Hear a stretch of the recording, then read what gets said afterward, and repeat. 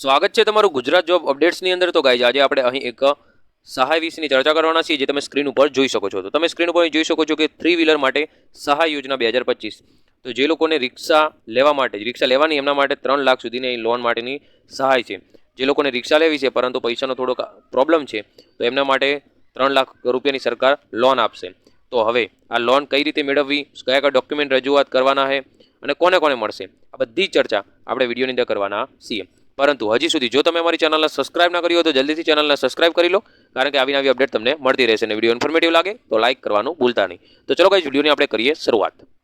તો તમે સ્ક્રીન ઉપર જોઈ શકો છો કે ગુજરાત અનુસૂચિત જાતિ વિકાસ કોર્પોરેશન ગાંધીનગર દ્વારા અહીં આ યોજના તમને એના અંતર્ગત મળશે। તો તમે જોઈ શકો છો કે 3 વ્હીલર યોજના 2025-26 માટે। તો આ યોજનાનો હેતુ શું છે, તો આપણે હેતુની વિશેની ચર્ચા કરીએ કે ભાઈ યોજનાનો હેતુ છે સ્વરોજગાર મેળવવા માટે 3 વ્હીલર વાહન મેળવવા ઈચ્છતા અનુસૂચિત જાતિના વ્યક્તિને આર્થિક રીતે મદદરૂપ થવા ખૂબ જ હળવા દરે લોન આપવામાં આવે છે। તો તમે જોઈ શકો છો કે 3 વ્હીલર યોજના તો 3 લાખ સુધીની નિગમ તમને અહીં લોન આપશે।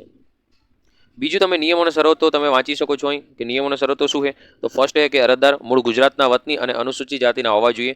બીજા નંબરમાં કે અરજદાર કુટુંબની કુલ વાર્ષિક આવક 6 લાખ કે તેથી ઓછી હોવી જોઈએ, તેનાથી વધારે હોવી જોઈએ નહીં। ત્રીજા નંબરમાં અરજદારની ઉંમર છે એ 18 વર્ષથી ઓછી ન હોવી જોઈએ, 50 વર્ષથી વધારે નહીં, એટલે મતલબ કે 18 થી 50 વર્ષની વચ્ચે હોવી જોઈએ।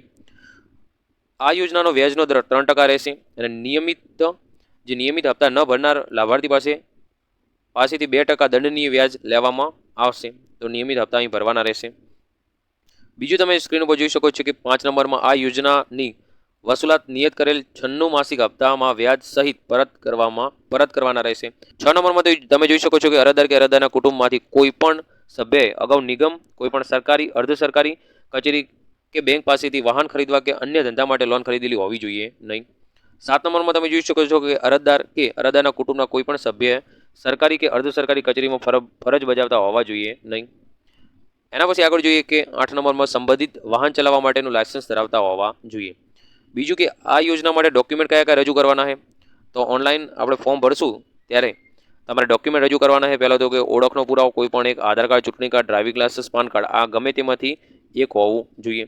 બીજું છે કે ઉંમરનો પુરાવો, જાતિનો પુરાવો, આવકનો પુરાવો અને રહેણાંકનો પુરાવો। હવે રહેણાંકના પુરાવાની અંદર તમે આની અંદરથી કોઈ પણ એક રજૂ કરી શકો, જેમ કે આધાર કાર્ડ, ચૂંટણી કાર્ડ, રેશન કાર્ડ અને લાઇટ બિલ, આમાંથી ગમે તે એક તમારે રજૂ કરવાનું રહેશે।